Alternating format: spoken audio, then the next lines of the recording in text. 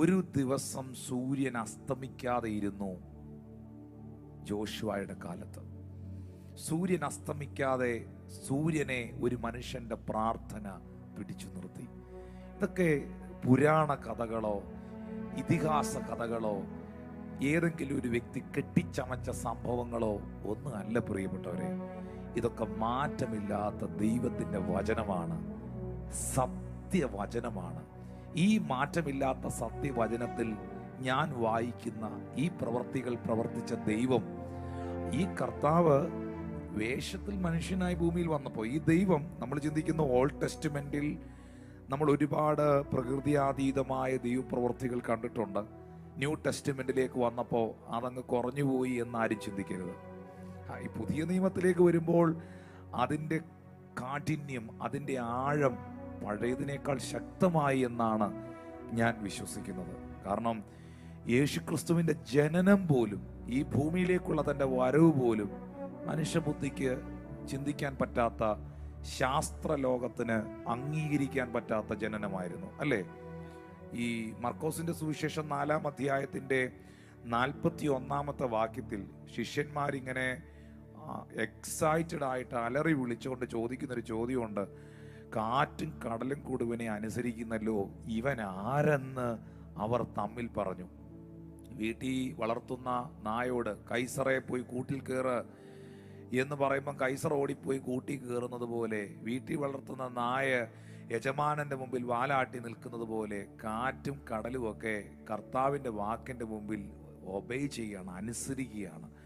ഇത് കണ്ടപ്പോൾ ശിഷ്യന്മാർ ചോദിക്കുന്നു, കാറ്റിനോടും കടലിനോടും ഇവൻ സംസാരിക്കുന്നു, കടൽ വരെ ഇവൻ്റെ വാക്ക് അനുസരിക്കുന്നു, ഇവൻ ആര് എന്ന് നമ്മൾ തമ്മിൽ പറയുന്നു. കാരണം ഇവരാരും, ഈ ശിഷ്യന്മാരാരും കണ്ടത് ഒന്നും ഒരു സാധാരണ കാര്യമല്ല. അവരുടെ ജീവിതത്തിൽ അസാധാരണമായ പ്രവർത്തികളാണ് ശിഷ്യന്മാർ മുഴുവൻ കണ്ടത്.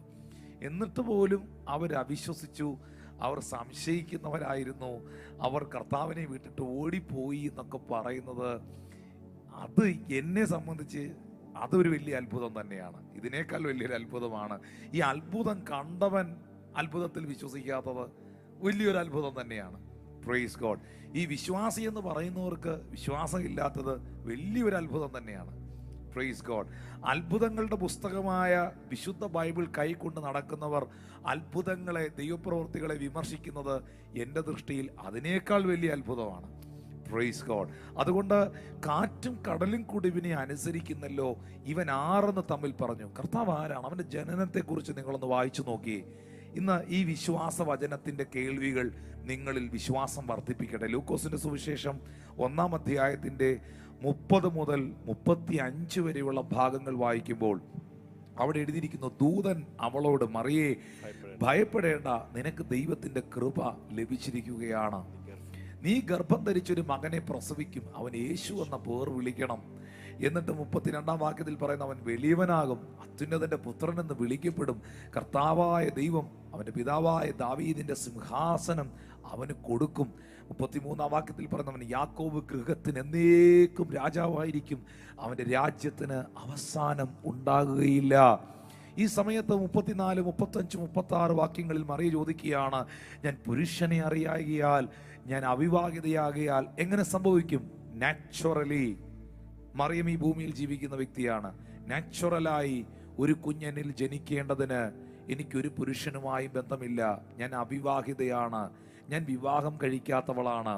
പക്ഷെ ദൈവത്തിന്റെ ദൂതൻ മറിയത്തോട് പറയുന്നു, പരിശുദ്ധാത്മാവ് നിന്റെ മേൽ വരും, അത്യുന്നതന്റെ ശക്തി നിന്റെ മേൽ നിഴലിടും. ഇന്ന് ഈ ഞായറാഴ്ചയിൽ അല്ലെങ്കിൽ പിന്നീട് എപ്പോഴെങ്കിലും ഈ മെസ്സേജ് കേൾക്കുന്ന ചില പ്രിയപ്പെട്ടവർ ഇതെങ്ങനെ സംഭവിക്കും എന്ന് ചോദിക്കുന്ന ഒരു ചോദ്യം നിങ്ങളുടെ മുമ്പിൽ ഉണ്ടെങ്കിൽ, എങ്ങനെ എനിക്ക് ആ ജോലി ലഭിക്കും? എങ്ങനെ ഈ രോഗം സൗഖ്യമാകും? എങ്ങനെ എനിക്ക് എൻ്റെ കർത്താവിൻ്റെ ശുശ്രൂഷയിൽ പ്രയോജനപ്പെടാൻ കഴിയും? എങ്ങനെ ഈ അവസ്ഥകൾ മാറും? ഇതെങ്ങനെ സംഭവിക്കും? ഇത് എൻ്റെ ബുദ്ധിക്ക് ചിന്തിക്കുവാൻ കഴിയുന്നതല്ല എന്ന് പറയുന്നൊരു സാഹചര്യമുണ്ടെങ്കിൽ ദൂതൻ മറിയത്തോട് പറഞ്ഞത്, ഈ മെസ്സേജ് കേൾക്കുന്ന നിങ്ങളോട് കർത്താവ് പറയുകയാണ്, പരിശുദ്ധാത്മാവ് നിന്റെ മേൽ വരും. ദൈവത്തിൻ്റെ പരിശുദ്ധാത്മാവ് നിന്നെ അതിനായി സഹായിക്കും. The spirit of the Lord will help you, my brother and sister. ദൈവത്തിൻ്റെ ആത്മാവ് നിങ്ങളെ അതിൽ സഹായിക്കും പ്രിയരെ. ദൈവത്തിൻ്റെ ആത്മാവ് ഒരു വ്യക്തിയിൽ വന്നാൽ, പരിശുദ്ധാത്മാവ് ഒരു വ്യക്തിയിൽ വന്നാൽ, ആ വ്യക്തി ഒരു നാച്ചുറൽ ഇലത്തിൽ നിന്നും ഒരു സൂപ്പർ നാച്ചുറൽ ഇലത്തിലേക്ക് ഷിഫ്റ്റ് ചെയ്യപ്പെടുകയാണ്. അടുത്ത വാക്യങ്ങളിൽ നമുക്ക് കാണാൻ കഴിയുന്നുണ്ട്. അതിൻ്റെ 36-37 വാക്യങ്ങളിൽ ആമീൻ, പരിശുദ്ധാത്മാവിനാൽ മറിയത്തിനായി ഇടപെടിയിൽ ഉണ്ടാകുമ്പോൾ നിന്റെ ചാർച്ചക്കാരിയാകുന്ന എലിശബത്തും വാർദ്ധക്യത്തിൽ ഒരു മകനെ ഗർഭം ധരിച്ചിരിക്കുന്നു. മച്ചി എന്ന് പറഞ്ഞവൾക്ക് ഇത് 6-ാം മാസമാണ്. 37-ാം വാക്യത്തിൽ മറിയം ആമീൻ ഇങ്ങനെ കേൾക്കുകയാണ്, ദൈവത്തിന് ഒരു കാര്യം അസാധ്യമല്ലല്ലോ എന്ന ഉത്തരം പറഞ്ഞു. പ്രിയപ്പെട്ടവരെ, ഈ ഒരു വാക്യം നിങ്ങൾക്ക് വിശ്വസിക്കാൻ കഴിയുമോ? ഒരുപാട് അസാധ്യതകളുടെ നടുവിൽ ജീവിക്കുന്ന നിങ്ങൾക്ക്, ഒരുപാട് അസാധ്യതകളെ കാണുന്ന നിങ്ങൾക്ക് വിശ്വസിക്കാമോ ദൈവത്തിന് ഒരു കാര്യവും അസാധ്യമല്ലെന്ന്? യേശുവിൻ്റെ ജനനം സാധാരണ നിലയിലല്ലായിരുന്നു. ഇതിപ്പം കല്യാണം കഴിക്കാത്ത ഒരു പുരുഷനുമായി ബന്ധമില്ലാത്ത ഒരു സഹോദരി ഒരു കുഞ്ഞിനെ പ്രസവിച്ചിരിക്കുന്നു. ഒരു വെളി പോലും ഇറങ്ങിയിട്ടില്ല, ഒരു പുരുഷനുമായി ബന്ധമില്ല, ആരെയും കണ്ടിട്ടില്ല, കേട്ടിട്ടില്ല എന്ന് പറയുന്ന സാഹചര്യത്തിൽ ഒരു സഹോദരി ഗർഭവതിയായ ഒരു ആൺകുഞ്ഞിനെ പ്രസവിച്ചെന്ന് ഒരു ഡോക്ടറോട് പറഞ്ഞാൽ അയാൾ പുഞ്ചിരിക്കും, അയാൾ അവിശ്വസിക്കും, അയാൾ മനസ്സിൽ പറയാ ശരിയെന്ന് പറയും. വിശ്വസിക്കാൻ പറ്റില്ല പ്രിയപ്പെട്ടവരെ. അങ്ങനെയുള്ള കാര്യങ്ങൾ ഞാൻ മുഴുവൻ യേശുവിൻ്റെ ജനനം മുതൽ ചില കാര്യങ്ങളൊന്ന് ഓടിച്ച് പറയാൻ പോവാ. ഈ ബാല്യപ്രായം, കർത്താവിൻ്റെ ബാല്യപ്രായം എന്ന് പറയുന്നത് ലൂക്കോസ് 2 എഴുതിയിരിക്കുന്നത്. 2-ാം അധ്യായത്തിൻ്റെ 45 മുതൽ 47 വരെയുള്ള വാക്യങ്ങൾ വായിക്കുന്ന സമയത്ത് യേശു കർത്താവ് ഒരു ദേവാലയത്തിലിരിക്കുകയാണ്, ഒരു പള്ളിയിലിരിക്കുകയാണ്. യേശുവിനെ കാണാഞ്ഞിട്ട് അവനെ അന്വേഷിച്ചുകൊണ്ട് അവർ യെരുശലേമിലേക്ക് മടങ്ങിപ്പോയി. 3 നാൾ കഴിഞ്ഞ ശേഷം അവൻ ദേവാലയത്തിൽ ഉപദേഷ്ടാക്കന്മാരുടെ നടുവിലിരിക്കുന്നതും അവർ ഉപദേശം കേൾക്കുന്നതും അവരോട് ചോദ്യം ചെയ്യുന്നതും കണ്ടു.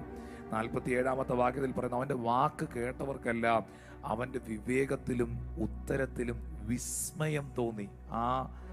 ആ വിസ്മയം തോന്നി എന്ന് പറയുന്നത് മലയാളത്തിൽ നല്ലൊരു പദമാണ്. അവനെ കണ്ടിട്ട് അവർ അതിശയിച്ചു. 25-30 വയസ്സൊന്നും ആയിട്ടില്ല. കൊച്ചു പ്രായത്തിൽ തന്നെ യേശു ആൾക്കാരെ ഞെട്ടിക്കുന്നവനായിരുന്നു. ജനനം ഒരു അത്ഭുതമായിരുന്നു. ബാല്യം ആ കാലഘട്ടത്തിൽ ജീവിച്ചവരോട് ചോദിച്ചാൽ മതി. അവന്റെ ബാല്യവും ആൾക്കാരെ വിസ്മയിപ്പിച്ചു. അവന്റെ ബാല്യവും ആൾക്കാരിൽ അതിശയങ്ങളെ സൃഷ്ടിച്ചു. യേശു കർത്താവിന്റെ സ്നാനം നമ്മൾ നോക്കുമ്പോൾ യേശു കർത്താവിന്റെ സ്നാനം ഒന്ന് ശ്രദ്ധിക്കേണ്ടതാണ്. ജോർദാൻ റിവറിൽ യോഹന്നാൻ യേശുവിനെ സ്നാനപ്പെടുത്തുന്ന സമയത്ത്, യേശു പ്രാർത്ഥിക്കുന്ന സമയത്ത് സ്വർഗം തുറന്നു. പരിശുദ്ധാത്മാവ് പ്രാവന്ന രൂപേണ അവിടെ ഇറങ്ങി വന്നു. ഇവൻ എൻ്റെ പ്രിയപുത്രൻ, ഇവനിൽ ഞാൻ പ്രസാദിച്ചിരിക്കുന്നു എന്ന ശബ്ദം അവിടെ ഉണ്ടായി. നിങ്ങൾ ആ ഫ്രെയിം ഒന്ന് കാണണം, ആ പിക്ചർ നിങ്ങളുടെ മനസ്സിലൊന്ന് കാണണം. ന്യായപ്രമാണത്തിൻ്റെ പഴയ നിയമത്തിൻ്റെ ഒടുവിലത്തെ അധ്യായമായ യോഹന്നാൻ ആ ഫോട്ടോയിലുണ്ട്, ആ സ്ഥലത്തുണ്ട്. 2, സ്വർഗം, ഒരു ഓപ്പൺ ഹെവൻ അവിടെയുണ്ട്. പിതാവായ ദൈവം അവിടെ സംസാരിക്കുന്നു, ഇവൻ എൻ്റെ പ്രിയപുത്രൻ, ഇവനിൽ പ്രസാദിച്ചിരിക്കുന്നു. പരിശുദ്ധാത്മാവ് പ്രാവന്ന രൂപേണ യേശുവിൻ്റെ മേൽ ഇറങ്ങി വരുന്നു. ഇവിടെ നിങ്ങൾക്ക് ആരെയൊക്കെ കാണാമെന്നറിയാമോ? ഇവിടെ നിങ്ങൾക്ക് ന്യായപ്രമാണത്തിൻ്റെ ഒടുവിലത്തെ അധ്യായമായ യോഹന്നാൻ സ്നാപകനെ അവിടെ കാണാം. ഇവിടെ നിങ്ങൾക്ക് തുറക്കപ്പെട്ട യേശുവിൻ്റെ സ്നാനത്തിൽ തുറക്കപ്പെട്ടൊരു സ്വർഗം നിങ്ങൾക്ക് കാണാം. ഇതിനേക്കാളെല്ലാം ഉപരിയായി പിതാവിനെയും പുത്രനെയും പരിശുദ്ധാത്മാവിനെയും ഒറ്റ ഫോട്ടോയിൽ കാണാം. പിതാവിനെയും പുത്രനെയും പരിശുദ്ധാത്മാവിനെയും ഒറ്റ ഫ്രെയിമിൽ നിങ്ങൾക്ക് കാണാം. ഇത്ര അത്ഭുതകരമേറിയ ഒരു രംഗം, ഒരു സംഭവം, ഒരു ബാപ്റ്റിസം സർവീസ് വേദപുസ്തകത്തിൽ വേറെ എവിടെയുണ്ട്? His birth is supernatural. His childhood was supernatural. His baptism was supernatural because he is the God of supernatural. Jesus Christ is the Lord of supernatural. Hallelujah. Hallelujah. സഹോദരങ്ങളെ, 100 കിലോമീറ്റർ പോലും തികച്ച് സഞ്ചരിച്ചിട്ടില്ല കർത്താവായ യേശു ക്രിസ്തു. 100 kilometre പോലും തികച്ച് സഞ്ചരിച്ചിട്ടില്ലാത്ത കർത്താവായ യേശു ക്രിസ്തു 5 വൻകരകളുടെയും ദൈവമാണ്, കർത്താവാണ്. എൻ്റെ യേശു ഒരു പാട്ടും എഴുതിയിട്ടില്ല, പക്ഷേ അവനെക്കുറിച്ച് ലക്ഷക്കണക്കിന് പാട്ടുകളുണ്ട്. എൻ്റെ യേശു ഒരു പുസ്തകങ്ങളും രചിച്ചിട്ടില്ല, പക്ഷെ അവനെക്കുറിച്ച് കോടിക്കണക്കിന് ലക്ഷക്കണക്കിന് പുസ്തകങ്ങളുണ്ട്. അവന് ഒരു ഫോർമൽ എഡ്യൂക്കേഷനും ഇല്ല, പക്ഷെ അവനെക്കുറിച്ച് പഠിച്ചുകൊണ്ടിരിക്കുന്നു ഇന്ന് ആൾക്കാർ. കോടിക്കണക്കിന് ലക്ഷക്കണക്കിന് ആൾക്കാർ അവനെക്കുറിച്ച് പഠിച്ചുകൊണ്ടിരിക്കുന്നു, അവൻ്റെ പുസ്തകങ്ങൾ പഠിച്ചുകൊണ്ടിരിക്കുന്നു, അവൻ്റെ വചനങ്ങൾ പഠിച്ചുകൊണ്ടിരിക്കുന്നു. 100 കണക്കിന് 10,000 ബൈബിൾ കോളേജുകളിൽ, ബൈബിൾ സെമിനാറുകളിൽ അവനെക്കുറിച്ച് പഠിക്കുവാൻ വിദ്യാർത്ഥികളുണ്ട്. പക്ഷെ അവൻ ഒരു ബുക്കും എഴുതിയിട്ടില്ല, അവൻ ഒരു പാട്ടും എഴുതിയിട്ടില്ല, അവൻ 100 കിലോമീറ്റർ പോലും യാത്ര ചെയ്തിട്ടില്ല എന്നെ കേൾക്കുന്നവരെ. പക്ഷേ അവൻ കോടാനുകോടി ജനങ്ങളുടെ ദൈവമാണ്, അവൻ ആരാധ്യനാണ്, അവൻ ആരിലും ഉന്നതനാണ്. കാരണം അവൻ ജീവനുള്ള ദൈവത്തിന്റെ പുത്രനാണ്. എന്നെ കേൾക്കുന്നവരെ, കർത്താവായ യേശു ക്രിസ്തു ഗലീലയിലെ കനാവിൽ ചെന്നില്ലേ? കനാവിലെ കല്യാണ വീട്ടിൽ യോഹന്നാൻ 2 വായിക്കുന്ന ആ സംഭവം, അവിടെ യേശുവിൻ്റെ ആദ്യത്തെ അത്ഭുതമാണ് നിങ്ങളവിടെ കാണുന്നത്. there is a first miracle, ആദ്യത്തെ അത്ഭുതം. Praise God. അവിടെ നിങ്ങൾ എന്താ കാണുന്നതെന്നറിയാമോ? പച്ച വെള്ളത്തെ യേശു കർത്താവ് മുന്തിരിച്ചാറാക്കി വീഞ്ഞാക്കി മാറ്റി. ഈ വെള്ളം എന്ന് പറയുമ്പം H2 ആണ്, വാട്ടറിൻ്റെ ശാസ്ത്രീയമായ പേര് H2 ആണ്. പക്ഷെ വൈൻ എന്ന് പറയുന്നത് നിങ്ങൾ ചെക്ക് ചെയ്ത് നോക്കിയാൽ മതി, C2H5OH ആണ്. ഈ H2 ആയിട്ടുള്ള വെള്ളം വൈനായി തീരുക, വീഞ്ഞായി തീരുക എന്ന് പറയുന്നത് ചെറിയൊരു കാര്യമല്ല, ചെറിയൊരു സംഭവമല്ല. കാരണം ഒരു നാരങ്ങ വെള്ളം ഉണ്ടാക്കാൻ, ഒരു ഓറഞ്ച് ജ്യൂസ് ഉണ്ടാക്കാൻ എടുക്കുന്ന സമയമല്ല വൈനിന് വേണ്ടത്. വൈൻ എന്ന് പറയുന്നത്, നമ്മൾ ഇസ്രായേലിലൊക്കെ ചെല്ലുമ്പോൾ അവിടെ ആ കാര്യങ്ങൾ രേഖപ്പെടുത്തി വെച്ചിരിക്കുന്നത് ഞാൻ കണ്ടിട്ടുണ്ട്. ഈ ഗലീലയിലെ കാനാവിൽ ആ സ്ഥലം സന്ദർശിക്കാൻ ചെല്ലുമ്പോൾ ഈ സ്റ്റോണിനകത്ത് അവർ അത് എഴുതി വെച്ചിട്ടുണ്ട്. ശ്രേഷ്ഠമേറിയ ഒരു വൈൻ എന്ന് പറയുന്നതിന് കുറഞ്ഞത് 400 വർഷമെങ്കിലും പഴക്കം ഉണ്ടാകണം. പഴകും തോറുമാണ് ഇതിൻ്റെ വില കൂടുന്നത്. വൈൻ ഉണ്ടാക്കുന്നവർക്കറിയാം, ആ വൈൻ ഒത്തിരി നാൾ കഴിയുമ്പോഴാണ് അത് വീര്യമുള്ളതായി, പഴമയുള്ളതായി, ശ്രേഷ്ഠകരമായി തീരുന്നത്, ഏറ്റവും വിലയുള്ളതായി തീരുന്നത്. നമ്മളിപ്പോൾ ഒരു ഗ്രേപ്പ് ജ്യൂസ് ഉണ്ടാക്കാൻ, ദാറ്റ് ഈസ് എ ജ്യൂസ്, അത് നിങ്ങൾക്ക് 5 മിനിറ്റ് കൊണ്ട് ഉണ്ടാക്കാം. ഒരു നാരങ്ങ വെള്ളം 2 മിനിറ്റ് കൊണ്ട് ഉണ്ടാക്കാം. ഒരു ജ്യൂസ് നിങ്ങൾക്ക് 5 മിനിറ്റ്സ് കൊണ്ട് ഉണ്ടാക്കാം. പക്ഷെ ഒരു 2 മിനിറ്റ് കൊണ്ടോ 5 മിനിറ്റ് കൊണ്ടോ ഒരു ദിവസം കൊണ്ടോ ഒരിക്കലും വീഞ്ഞുണ്ടാകത്തില്ല. വീഞ്ഞുണ്ടാകണമെങ്കിൽ ഒത്തിരി സമയമെടുക്കും. ഒത്തിരി സമയമെടുത്ത് മാത്രമേ അത് വീഞ്ഞായി തീരത്തുള്ളൂ. ഇവിടെ നിങ്ങൾ മനസ്സിലാക്കേണ്ട ഒരു കാര്യമുണ്ട്. 400 കൊല്ലം കൊണ്ട് നടക്കേണ്ട ഒരു പ്രോസസ്സ്, 200 കൊല്ലം കൊണ്ട് നടക്കേണ്ട ഒരു പ്രോസസ്സ് യേശു കർത്താവ് ഒറ്റ സെക്കൻഡ് കൊണ്ട് ചെയ്യുകയാണ്.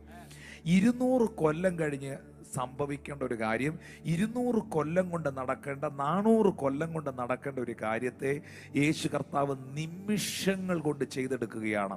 ഇന്ന് ഈ മെസ്സേജ് നിങ്ങൾ കേൾക്കുമ്പോൾ എനിക്ക് നിങ്ങളോട് പറയാനുള്ളത്, അടുത്ത ഒരു 50 വർഷം കഴിഞ്ഞ്, അടുത്ത ഒരു 60 വർഷം കഴിഞ്ഞ് എൻ്റെ ജീവിതത്തിൽ എന്തെങ്കിലും ഇനി നടക്കുകയുള്ളൂ, അടുത്ത ഒരു 10 കൊല്ലം കഴിഞ്ഞ് ഞാൻ അങ്ങനെ ആകുള്ളൂ, അല്ലെങ്കിൽ നമ്മുടെ ദേശത്തൊരു ഉണർവുണ്ടാകാൻ ഇനി ഒരു 10-15 വർഷം എടുക്കും, ഈ ചർച്ചൊന്ന് വളരാൻ ഇനി ഒരു 3-4 കൊല്ലം എടുക്കും എന്നൊക്കെ ചിന്തിക്കുന്നവരുടെ, പറയുന്നവരുടെ ശ്രദ്ധയ്ക്ക് 400 കൊല്ലം കൊണ്ട് നടക്കേണ്ട പ്രോസസ്സിനെ എൻ്റെ കർത്താവ് ഒറ്റ സെക്കൻഡ് കൊണ്ട് ചെയ്തെടുത്തു. വർഷങ്ങളെടുത്ത് കായ്ക്കേണ്ട ബദാം അഹരോന്റെ വടിയെ ഒറ്റ രാത്രി കൊണ്ട് തളർപ്പിച്ച് പൂവുള്ളതാക്കി സ്വർഗത്തിലെ ദൈവം തീർത്തു. ഇന്ന് ഈ മെസ്സേജ് നിങ്ങൾ കേട്ടോണ്ടിരിക്കുമ്പോൾ ആഹാബിന്റെ രഥത്തിന് മുൻപിൽ ഓടി ഹോരേബിലെത്തുവാൻ ഏലിയാവിന്റെ കാലുകൾക്ക് വേഗത കൊടുത്തൊരു ദൈവമുണ്ട്. ആരോടൊക്കെയോ പരിശുദ്ധാത്മ പറയുന്നു, സ്വർഗത്തിലെ ദൈവത്തിന് നിന്റെ വേഗതയെ വർദ്ധിപ്പിക്കാൻ കഴിയും. സ്വർഗത്തിലെ ദൈവത്തിന് ചില പ്രോസസ്സുകൾ സ്പീഡപ്പ് ആക്കാൻ കഴിയും, വേഗത്തിലാക്കാൻ കഴിയും. അതുകൊണ്ടാണ് ആവർത്തനം 28 പറയുന്നത്, നിന്റെ ദൈവമായ യഹോവയുടെ വാക്ക് നീ ശ്രദ്ധയോടെ കേട്ട് അവൻ നിന്നോട് പറയുന്ന അവന്റെ കൽപ്പനകളെ, ചട്ടങ്ങളെ നീ പ്രമാണിച്ചാൽ അവൻ നിന്നെ വാലല്ല തലയാക്കുമെന്ന്. എന്താ ഈ വാലും തലയുമായിട്ടുള്ള വ്യത്യാസം? വാലെന്ന് പറയുന്നത് പുറകിലാണ്, തലയെന്ന് പറയുന്നത് മുൻപിലാണ്. ഞാൻ നിന്നെ വാലല്ല തലയാക്കുമെന്ന് പറഞ്ഞതിന്റെ അർത്ഥം പുറകിൽ കിടന്ന നിന്നെ, പലതിലും പിൻപിലായി പോയ നിന്നെ ഞാൻ മുന്നിൽ കൊണ്ടുവരും, എല്ലാത്തിൻ്റെയും മുൻപിലാക്കും. ഹല്ലേലൂയ. പുറകിൽ കിടന്ന് എഴയേണ്ട വാലല്ല നീ, മുൻപിൽ നിൽക്കേണ്ട തലയാക്കി നിന്നെ മാറ്റുവാൻ സ്വർഗത്തിലെ ദൈവത്തിന് കഴിയും. പരിശുദ്ധാത്മാവ് ചില കുടുംബങ്ങളോട് പറയുന്നു, വിശ്വസിക്കാമോ? ഈ അത്ഭുതങ്ങളുടെ കർത്താവിൽ വിശ്വസിക്കാമോ? നിന്റെ ജീവിതത്തിൽ ചില വിടുതലുകളുടെ വേഗത എന്റെ ദൈവം വർദ്ധിപ്പിക്കാൻ പോവുകയാണ്.